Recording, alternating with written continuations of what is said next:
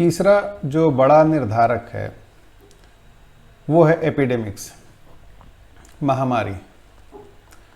महामारी मृत्यु दर का एक बड़ा निर्धारक होता है। वर्तमान में हम लोग महामारी के दौर से ही गुजर रहे हैं, कोविड या कोरोना के महामारी, लेकिन इससे पूर्व में भी ऐसी कई महामारियां आई हैं। जैसे आज से लगभग 100 साल पहले इन्फ्लुएंजा की एक महामारी, 1919 में ये इन्फ्लुएंजा की महामारी आई थी। और इस महामारी में जितने लोग मारे गए थे वो विश्व युद्ध में भी नहीं मारे गए थे। 2 करोड़ से 4 करोड़ के बीच में लोग इस महामारी के कारण मारे गए थे। तो महामारी एक बड़ा डिटर्मिनेंट या निर्धारक होता है मृत्यु दर का। बीमारियां बहुत तरह की होती हैं। कई बीमारियों पर हम लोगों ने नियंत्रण स्थापित किया है। डायरिया है, मलेरिया है, इन्फ्लुएंजा है, ट्यूबरकुलोसिस है, HIV, एड्स है। इन बीमारियों के कारण हर साल कई जानें जाती हैं। इन्फ्लुएंजा का ऑलरेडी हम लोगों ने उदाहरण देखा कि इन्फ्लुएंजा के कारण 1919 में जितनी मृत्यु हुई थी उतना विश्व युद्ध में भी उतनी मृत्यु नहीं हुई थी। It has been cited as the most devastating epidemic in recorded world history. अभी तक का सबसे बड़ा महामारी था ये इन्फ्लुएंजा। आने वाले समय में कोविड का जब आंकड़ा आएगा तो उससे हमें पता चल पाएगा कि कोविड इन्फ्लुएंजा से बड़ा महामारी था, है या नहीं। चौथा कारण निर्धारक मृत्यु दर का वो होता है इंजरीज, दुर्घटना। दो प्रकार से हो सकता है ये, अनइंटेंशनल हो सकता है और इंटेंशनल भी हो सकता है।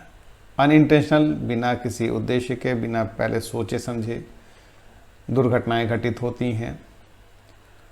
जैसे रोड एक्सीडेंट हो गया, फूड पॉइजनिंग या किसी अन्य प्रकार से पॉइजनिंग की वजह से, अगर वो अनइंटेंशनल है, बिना पूर्व निर्धारित, बिना किसी उद्देश्य के, बिल्डिंग से गिर जाना या आग लगने से मृत्यु या डूबने से मृत्यु, ये सारे अनइंटेंशनल है। दूसरा इंटेंशनल, जानबूझकर, जैसे जानबूझकर स्वयं को नुकसान पहुंचाना, बिल्डिंग से कूद जाना, या फिर इंटरपर्सनल वायलेंस या कलेक्टिव वायलेंस, पड़ोसी के बीच में झगड़ा हो गया और उसमें हाथापाई हुई, मृत्यु हो गया, सांप्रदायिक दंगे हो गए, कलेक्टिव वायलेंस, मॉब लिंचिंग हो गया। विगत कुछ वर्षों में मॉब लिंचिंग की घटनाएं बढ़ गई हैं, तो इसके वजह से भी मृत्यु दर जो है बढ़ती है।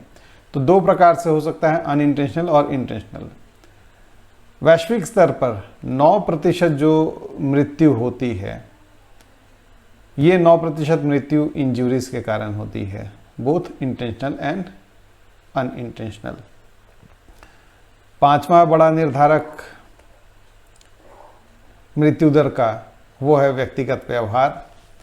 हमारा व्यवहार, रहन सहन, खान पान के तौर तरीके, ये बहुत हद तक मृत्यु दर के लिए उत्तरदायी होता है।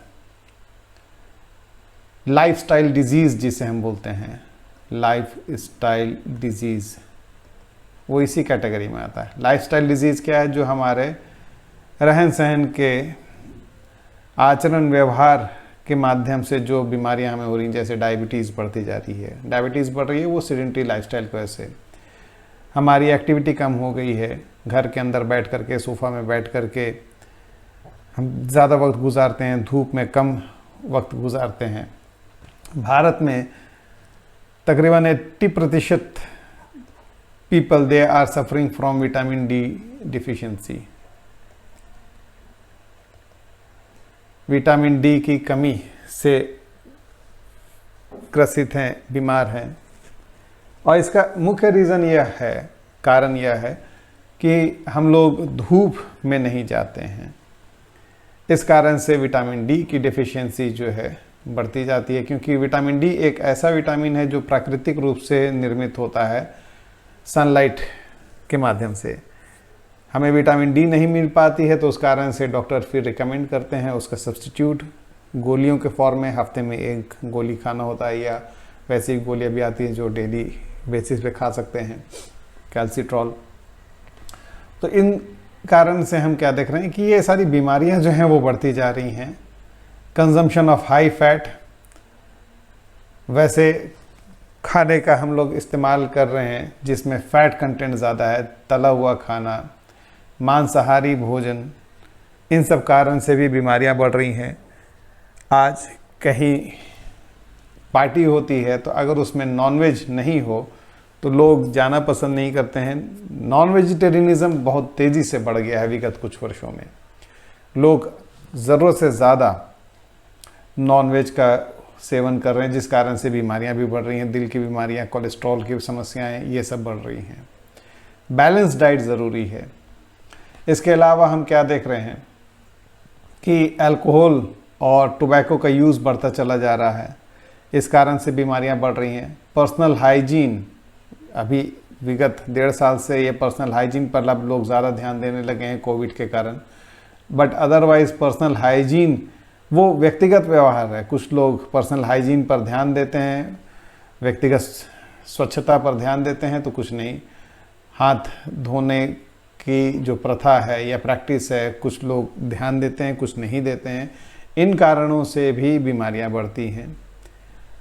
अनसेफ सेक्स, वो भी पर्सनल बिहेवियर में आएगा, व्यक्तिगत व्यवहार में आएगा, आचरण में आएगा।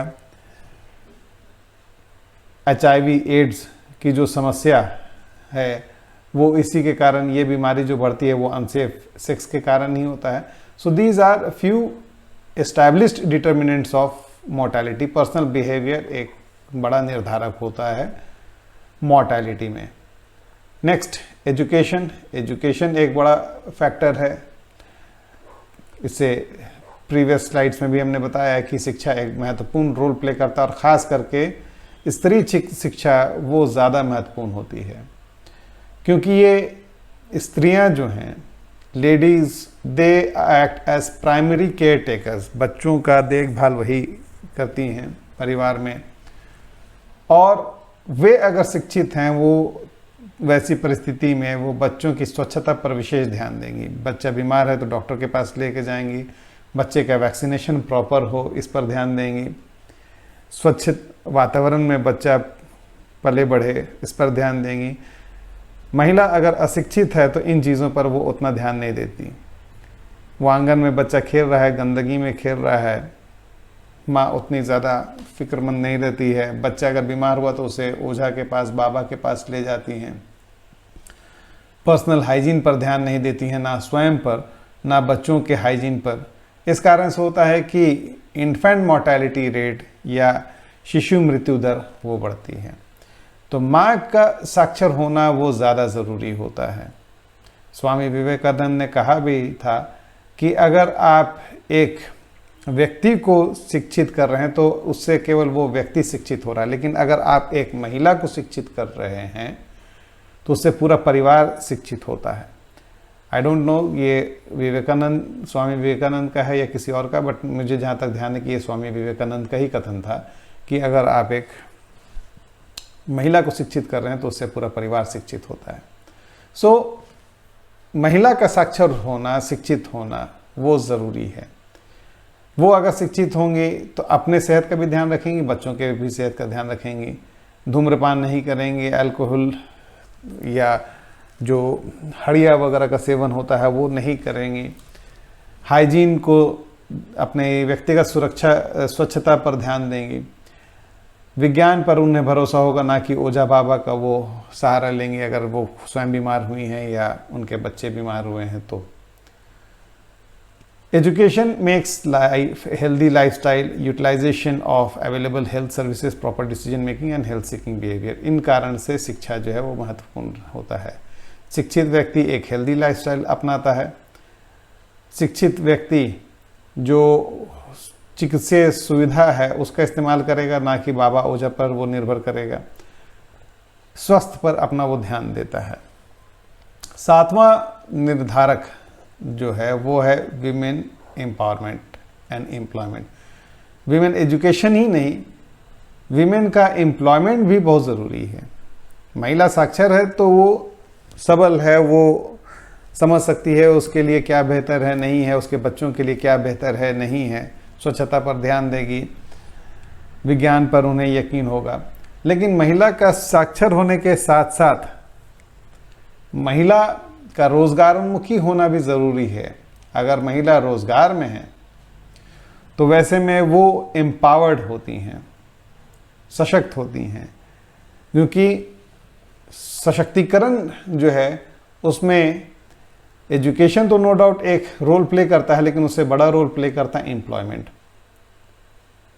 इन दोनों का, एम्प्लॉयमेंट प्लस एजुकेशन का इक्वली इंपॉर्टेंट रोल है। महिला शिक्षित है लेकिन रोजगार नहीं है तो भी वो ज़रूरी नहीं है कि एम्पावर्ड हो। अब महिला रोजगार है उसके पास लेकिन साक्षर नहीं है तो भी उसकी एक्सप्लॉयटेशन हो सकती है, शोषण हो सकता है। उदाहरण के तौर पर मार्केट में काम करने वाली रेजा जैसे है, वो एम्प्लॉयड है लेकिन शिक्षित नहीं है। तो वैसे परिस्थिति में होता क्या है कि वो जितना भी वो कमा रही है, घर वो जाती है तो उसका पति उसके मारपीट करके उसके दिन भर का कमाई ले लेता है। और वो महिला एम्प्लॉयड तो है, कमा जरूर रही है, लेकिन एम्पावर्ड नहीं है। वो अपने पति को छोड़ने का साहस नहीं कर पाती है, अपना अलग जीवन व्यतीत करने का वो डिसीजन नहीं ले पाती। क्यों? क्योंकि वो शिक्षित नहीं है, उसे अपने ऊपर भरोसा नहीं है। दूसरे तरफ दूसरा उदाहरण, ऐसे कई महिलाएं हैं जो शिक्षित हैं लेकिन उसके बाद भी वो हाउसवाइफ हैं। तो एम्प्लॉयड नहीं है तो उस कारण से भी उनमें वो कॉन्फिडेंस नहीं आ पाता है, क्योंकि उन्होंने कभी काम नहीं किया है। तो इस कारण से उन्हें कॉन्फिडेंस नहीं आ पाता और कई दफ़े वो घरेलू हिंसा का शिकार होती हैं। तो ये दोनों का होना ज़रूरी है। इसमें से एक है और दूसरा नहीं है तो भी विमेन का एम्पावरमेंट नहीं हो पाएगा, महिला का सशक्तिकरण नहीं हो पाएगा। और अगर एजुकेशन है लेकिन एम्प्लॉयमेंट नहीं है तो भी महिला का सशक्तिकरण नहीं हो पाएगा। इन दोनों का होना ज़रूरी है। Women and girls are at increased risk of violence related death due to lack of empowerment and marginalization. वैसी महिलाएं जो सशक्त नहीं है, चाहे ये कारण हो एम्प्लॉयमेंट हो चाहे एजुकेशन हो, वे ज़्यादा हिंसा का शिकार होती हैं, चाहे वो घरेलू हिंसा हो या सामाजिक हिंसा हो।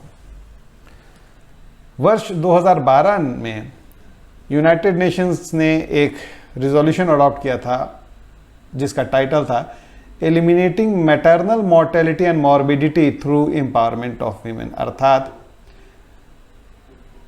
मातृत्व मृत्यु दर और रुग्णता को महिला सशक्तिकरण के माध्यम से दूर किया जा सकता है। महिला अगर सशक्त है, चाहे वो एम्प्लॉयड हो या एजुकेटेड हो, तो वो मैटरनल मॉर्टेलिटी रेट ऑटोमेटिकली कम हो जाएगा, मातृत्व मृत्यु दर वो कम हो जाए, क्योंकि वो अपने स्वास्थ्य पर ध्यान देंगी। वो सक्षम है, क्योंकि अगर वो एम्प्लॉयड है तो पैसे की तंगी कमी नहीं होगी, तो वो सक्षम होगी बेहतर चिकित्सीय सुविधा हासिल करने में।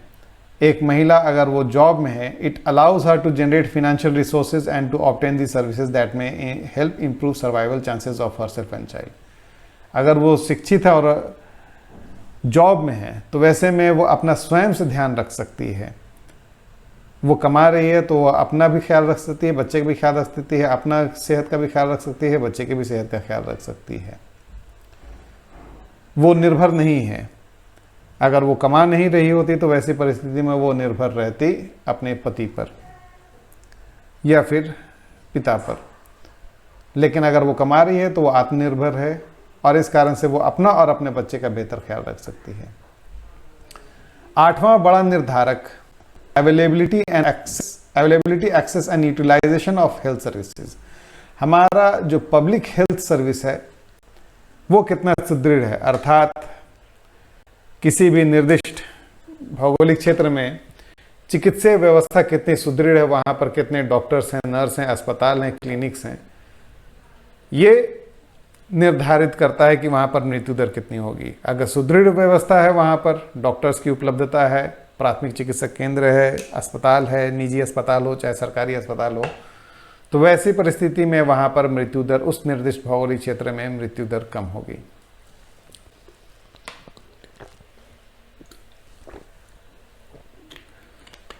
एक बड़ा कारण मृत्यु दर का होता है कि अगर प्राथमिक चिकित्सा केंद्र नहीं है, जिन कारणों से बच्चे का जन्म जो है परिवार में हो रहा है, घर में हो रहा है, ना कि प्राथमिक चिकित्सा केंद्र में या अस्पताल में। गांव में, ग्रामीण इलाकों में कई ऐसे जगह हैं जहां पर प्राथमिक चिकित्सा केंद्र उपलब्ध नहीं है और जिस कारण से महिलाएं विवश हैं बच्चे को घर में ही जन्म देने के लिए। और घर में जन्म देने से बच्चे के बीमार होने के, इन्फेक्शन होने की संभावना, बच्चे के और माँ के दोनों के इन्फेक्शन होने की संभावना या मृत्यु की संभावना ज़्यादा होती है। इसलिए सरकार का यह प्रयास है कि प्राथमिक चिकित्सा केंद्र हर जगह उपलब्ध हो, ताकि इंस्टीट्यूशनलाइज्ड डिलीवरी का मतलब हुआ कि जो भी बच्चे का जन्म हो रहा है, डिलीवरी हो रहा है, वो संस्थागत हो, प्राथमिक चिकित्सा केंद्र में हो या अस्पताल में हो। Easy access to healthcare delivery system and proper utilization of health services has increased life expectancy। अगर ये बढ़ता है, हेल्थ केयर सिस्टम हर जगह विद इन रीच अगर होता है, अस्पताल या प्राथमिक चिकित्सा केंद्र, डॉक्टर नर्स की सुविधा रहती है, तो उस कारण से जीवन प्रत्याशा दर भी बढ़ती है और मृत्यु दर घटती है।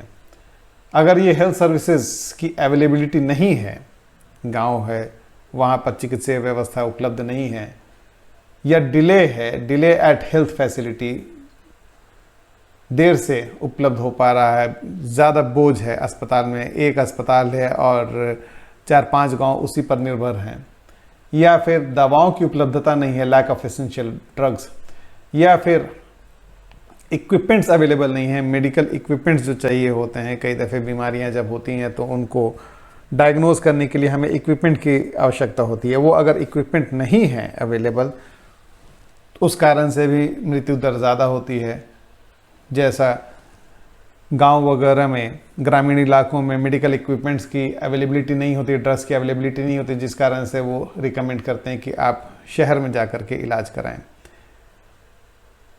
रांची के 20 किलोमीटर के परिधि में या उससे ज़्यादा के परिधि में भी बेहतर चिकित्सा व्यवस्था के लिए, सुविधा के लिए, वहाँ गांव के जो डॉक्टर्स हैं वो रिकमेंड करते हैं कि आप रिम्स में ले जाइए, क्योंकि रिम्स में प्रॉपर इक्विपमेंट मिल पाएगा, ट्रेन डॉक्टर्स मिल पाएंगे, ड्रग्स वगैरह की अवेलेबिलिटी सारी होगी, ट्रेन ह्यूमन रिसोर्सेज होंगे, उतने प्रशिक्षित डॉक्टर नर्स वहाँ पर नहीं मिलेंगे गांव में जितने कि शहरों में मिल पाएंगे। लैक ऑफ एप्रोप्रिएट टेक्नोलॉजी, तकनीक का अभाव, लैक ऑफ ट्रांसपोर्टेशन, संचार का अभाव, जिस कारण से अगर सपोजली कोई गांव कटा हुआ है, सड़क वगैरह नहीं बनी हुई है, शहर से कटा हुआ है, तो वैसे में भी मृत्यु दर की संभावना जो है वो ज़्यादा होगी। तो इन सब कारणों से मृत्यु दर बढ़ती है। Health delivery is often of low quality in both public and private sector. Excuse me. वर्तमान में हम क्या देखते हैं कि चाहे पब्लिक सेक्टर हो या प्राइवेट सेक्टर हो, दोनों में हेल्थ डिलीवरी वो बहुत अच्छी क्वालिटी का नहीं है। अगर इन दोनों की तुलना की जाए, पब्लिक और प्राइवेट का, तो प्राइवेट का बेहतर है हेल्थ डिलीवरी। सरकारी अस्पताल में लोग तभी जाते हैं जब प्राइवेट अस्पतालों में जगह नहीं मिल पाता है, क्योंकि एक यह बनी हुई है, मानसिकता बनी हुई है कि प्राइवेट अस्पतालों में बेहतर इलाज हो पाता है और सरकारी अस्पतालों में क्वालिटी जो है वो लो होता है। वहाँ पर डॉक्टर उपलब्ध नहीं होंगे, एब्सेंटिज्म ऑफ मेडिकल स्टाफ, और वही डॉक्टर जो रिम्स में होंगे या सरकारी अस्पताल में होंगे वो प्राइवेट प्रैक्टिस भी कर रहे होते हैं। वहाँ पर वो बेहतर ध्यान नहीं देंगे, बल्कि उन्हें उन पेशेंट्स को अपने प्राइवेट क्लिनिक में बुलाएंगे। ये एक समस्या है। गांव में डॉक्टर्स की कमी होती है और उसका यह कारण होता है कि डॉक्टर्स सरकारी नौकरी तो चाहते हैं लेकिन पोस्टिंग गांव में नहीं चाहते हैं। सरकारी नौकरी मिलने से एक अच्छी रकम, वेतन उन्हें मिलेगी, लेकिन वो गांव में नहीं जाना चाहते हैं क्योंकि उन्हें सारी सुविधाएं भी चाहिए शहरों की। तो यह एक बड़ा कारण है कि डॉक्टर्स की अवेलेबिलिटी गांव में नहीं हो पाती, अच्छे डॉक्टर्स की अवेलेबिलिटी। 9वां निर्धारक उच्च मृत्यु दर का, वो है इन्वायरमेंट एंड सैनिटेशन, पर्यावरण। पर्यावरण एक ऐसा फैक्टर है कि जो सबको समान रूप से प्रभावित करता है, चाहे वो अमीर हो, चाहे गरीब हो, चाहे महिला हो, चाहे पुरुष हो। ऐसा नहीं है कि पर्यावरण अगर प्रदूषित होगा, दूषित होगा, तो वो केवल महिला को प्रभावित करेगा, पुरुष को नहीं, या अमीर को प्रभावित करेगा, गरीब को नहीं। सभी को समान रूप से ये प्रभावित करता है। Environment pollution is harming both human as well as plant life. बहुत सारी बीमारियां जो हैं वो उसका सीधा जुड़ाव जो है वो एनवायरमेंट पॉल्यूशन से है। जैसे लंग कैंसर बढ़ता चला जा रहा है। तो ऐसा नहीं है कि जो स्मोक कर रहा है, स्मोकिंग तो पर्सन बिहेवियर में आएगा कि जो स्मोक कर रहा है वो तो बीमार हो ही रहा है, उसके फेफड़े कमज़ोर हो रहे हैं, वो बीमार हो रहा है, लंग कैंसर की संभावना बढ़ रही है। लेकिन वैसा व्यक्ति जो स्मोक नहीं करता है उसकी भी संभाव्यता बीमार होने की या लंग कैंसर होने की उतनी ही है, क्योंकि इन्वायरमेंट जो है वो पॉल्यूट हो रहा है। वो भले स्मोक नहीं करता हो, लेकिन जो वो सांस ले रहा है, जो हवा वातावरण में है वो दूषित है और वो फेफड़े को जाकर के डैमेज कर रही है। In a developing country like India, open defecation, consumption of polluted water is taking life of individuals. खुले में शौच करना वो एक बड़ा प्रॉब्लम है, उसके वजह से इन्फेक्शंस बढ़ते हैं। भारत सरकार ने स्वच्छ भारत अभियान इसी को लेकर के चलाया ताकि लोगों को जागरूक किया जा सके कि खुले में शौच करना कितना हानिकारक है, इसके वजह से इन्फेक्शन कितने बढ़ते हैं। साथ ही स्वच्छ पेयजल व्यवस्था का अभाव जो है वो भी एक बहुत बड़ा कारण होता है।